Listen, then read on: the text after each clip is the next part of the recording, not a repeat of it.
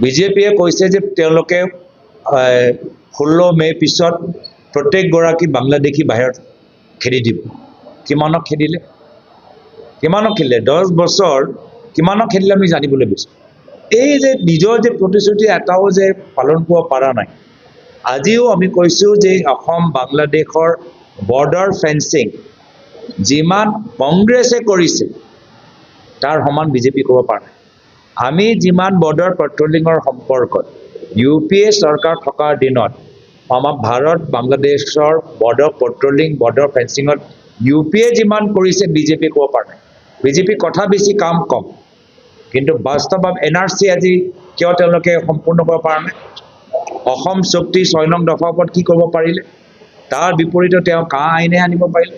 এটা আমি সেইটোৱে জানিবলৈ বিচাৰোঁ যে তোমালোকে কথা বেছি কোৱা, কিন্তু তোমালোকে কোৱা যে ভাৰত বাংলাদেশৰ বৰ্ডাৰ ফেন্সিং কাৰণে কিমান কৰিছে, এইখিনি তেওঁলোকৰ প্ৰশ্নৰ উত্তৰ নাই।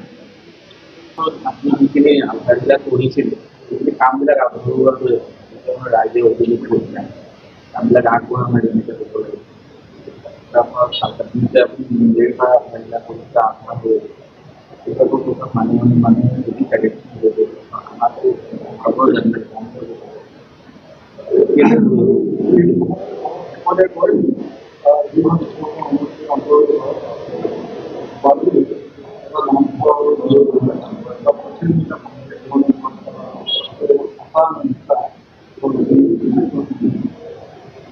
আমি এতিয়া ৰাইজৰ ওচৰত যাওঁ,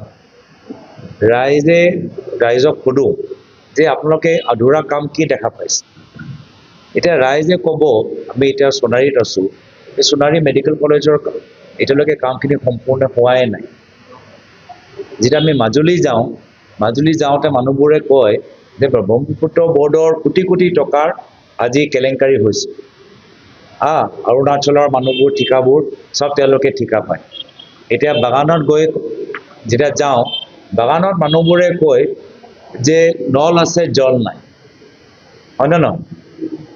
যেতিয়া আমি ধেমাজিলৈ যাওঁ তেতিয়া কয় FCI মানে কিমান মেট্ৰিক টনৰ চাউল চুৰ হৈ গ'ল।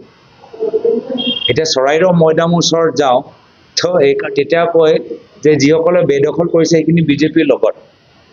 তো য'ত মানে বিজেপিয়ে মই দেখিছোঁ কিছুমান বিজেপি IT চেলৰ এইবোৰ চব আমাৰ সাংসদ উন্নয়ন পুঁজিত 2 লাখ টকাৰ কিবা আঁচনি লৈ তেওঁলোকে পোষ্ট দিয়ে।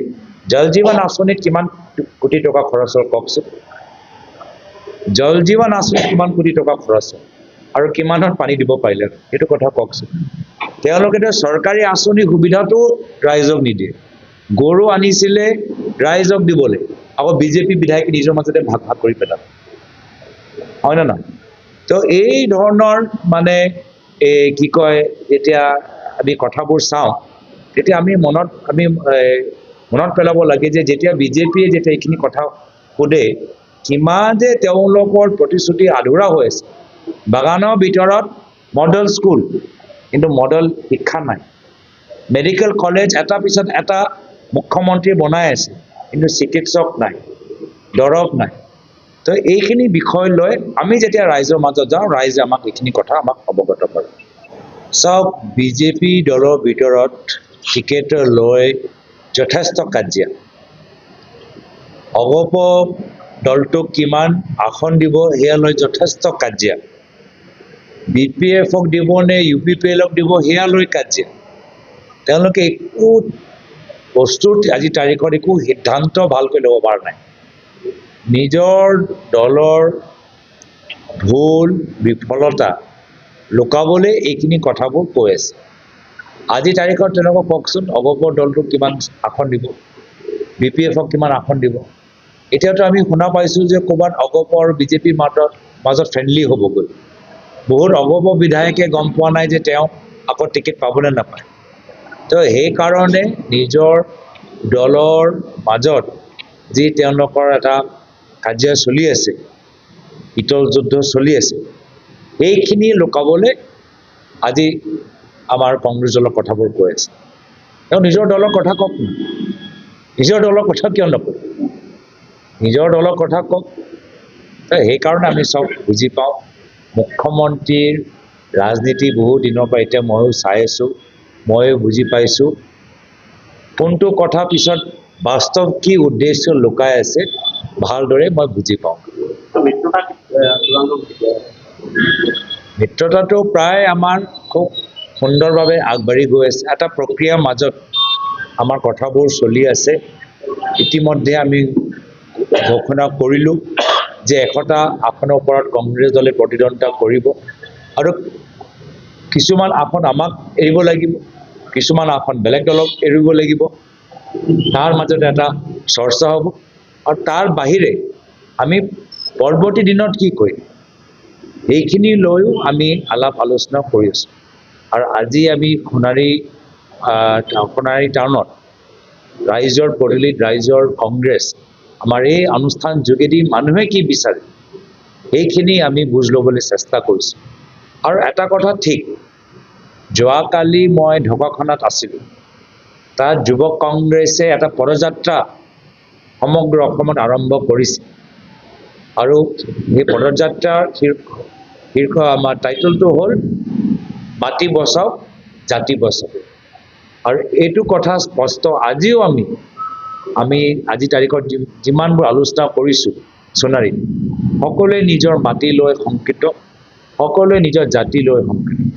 আৰু মানুহে গম পাই গৈছে কি যেতিয়ালৈকে হিমন্ত বিশ্ব শৰ্মা ডাঙৰীয়া অসমৰ মুখ্যমন্ত্ৰী হৈ থাকে, খিলঞ্জীয়া ভূমিপুত্ৰ স্থানীয় মানুহৰ মাটি সুৰক্ষিত হৈ নাথাকে।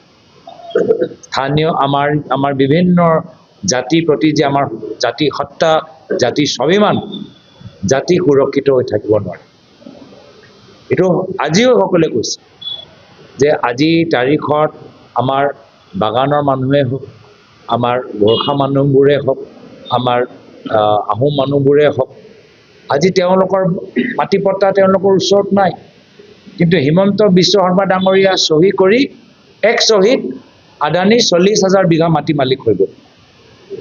আমাৰ মানুহে পোৱা নাই, কিন্তু হিমন্ত বিশ্ব শৰ্মা ডাঙৰীয়া এটা চহীতে আদানী আম্বানী 40,000 বিঘা মাটি হ'ল।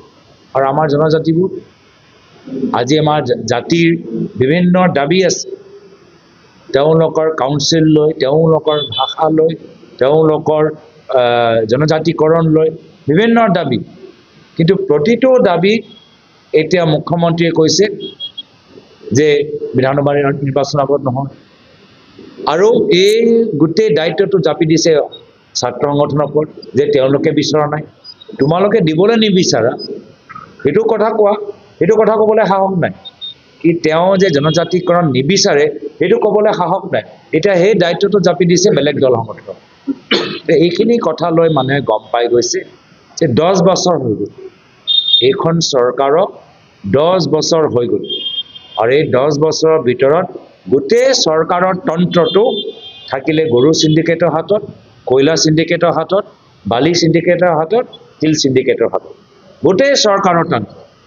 আৰু সেইকাৰণে মানুহে এটা বিকল্প বিচাৰিছে যে আহাবাৰ চৰকাৰৰ চাবি গৰু চোৰ, মাটি চোৰ, চাউল চোৰৰ হাতত নহয়, আমি ৰাইজক প্ৰতিনিধিত্ব কৰা ভাল ৰাজনীতিবিদৰ হাতত আমি চৰকাৰৰ চাবিটো আমি দিবলৈ বিচাৰোঁ। আৰু সেইকাৰণে জনসাধাৰণে পৰিৱৰ্তন বিচাৰে।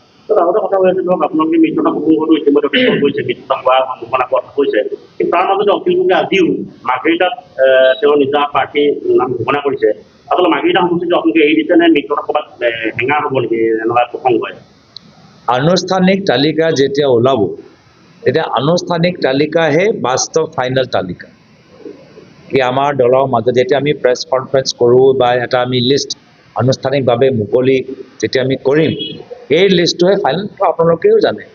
এতিয়া আকৌ কৈছোঁ যে অগপ বিধায়ক তেওঁতো দুদূৰ মুদূৰ হৈ আছে যে টিকেট পাব নে নাপায়, কিন্তু এতিয়াও কৈ আছে যে ময়ে টিকেট পাম। কিন্তু ভিতৰি জানে যে বিজেপি দল আজগৰৰ দৰে অগপৰ সংখ্যাটো কমাই দিব। তথাপিও অগপ বিধায়কে কৈ আছে কি ময়ে পাম। তো সেইকাৰণে আনুষ্ঠানিক যেতিয়া ফলাফলটো ওলাব সেইটোহে বাস্তৱ কথা। আৰু আজিৰ তাৰিখত মই যথেষ্ট আত্মবিশ্বাসেৰে ক'ব পাৰোঁ যে আমাৰ মিত্ৰতা হ'ব। মানে অখিল গগৈৰ প্ৰসংগই বিশেষ প্ৰভাৱ নেপেলায়। আৰে আমাৰ মিত্ৰতা হ'বগৈ, মই আত্মবিশ্বাসেৰে নিশ্চিত ক'বলৈ বিচাৰোঁ। আপুনি মোৰ কথাটো কোন বেলেগ ফালে লৈ গৈছে মই নাজানো। তেওঁ এতিয়া ঘোষণা কৰিছে যিহেতু নিজৰ প্ৰাৰ্থী, সেইকাৰণে কৈছোঁ। আৰু ময়ো কৈছোঁ যে আনুষ্ঠানিক যেতিয়া তালিকা মুকলি হয় সেইটোহে ফাইনেল তালিকা, আৰু মিত্ৰতা হোৱাটো 100% নিশ্চিত। তাৰ বিপৰীত বিজেপিয়ে মিত্ৰতা কৰিব নে নকৰে অগপৰ লগত, বিজেপিয়ে UPPৰ লগত মিত্ৰতা কৰিব নে BPFৰ লগত মিত্ৰতা কৰিব, সেইখিনি লৈ আজিও বিজেপি কোনো স্পষ্ট আজি প্ৰত্যুত্তৰ দিব পৰা নাই।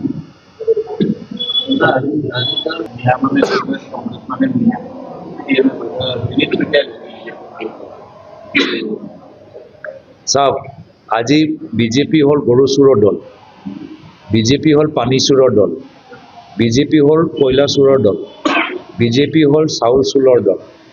ঠিক আছে, এতিয়া আমিও অভিযোগ দিছোঁ আৰু তেওঁ অভিযোগ দিছে, কিন্তু ৰাইজে আমাৰ অভিযোগটো বাস্তৱ হিচাপে গ্ৰহণ কৰে। কিয়? ৰাইজে নিজে দেখিছে যে কেনেদৰে আজি বাগানে হওক, আজি বিজেপি দলে নিজৰ ভাই ককায়েকৰ নামত কিমান বাগান লৈছে, যিমানবোৰ এটা সমষ্টিৰ ভিতৰত ঠিকা চব বিজেপি দলৰ ভাই ককায়েকৰ নামত সেই ঠিকাবোৰ দিয়া গৈছে, সকলোৱে দেখিছে। তো সেইকাৰণে মানুহে 10 বছৰ এখন এই চৰকাৰক সময় দিলে, মানুহৰ যথেষ্ট আশা আছিলে, কিন্তু সেই আশাবোৰ পূৰণ নহ'ল। কেন্দ্ৰীয় গৃহমন্ত্ৰী অমিত শ্বাহ ডাঙৰীয়া বেলেগ এটা চিন্তা কৰি 2021 চনত সৰ্বানন্দ সোণোৱাল ডাঙৰীয়া মুখ্যমন্ত্ৰী চকীৰ পৰা আঁতৰালে আৰু হিমন্ত বিশ্ব শৰ্মা ডাঙৰীয়া চকী বহালে। আৰু 10 বছৰত মানুহে মাত্ৰ গৰু চিণ্ডিকেট, কয়লা চিণ্ডিকেট, পাথৰ চিণ্ডিকেট, শিল চিণ্ডিকেট আৰু ভয় আৰু ভাবুকি ৰাজনীতি দেখা পাইছে।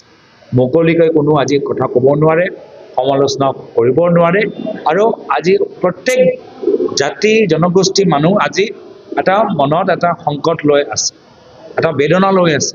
নিজৰ মাটি সুৰক্ষিত হৈ থকা নাই, নিজৰ জাতি অস্তিত্ব সুৰক্ষিত হৈ থকা নাই।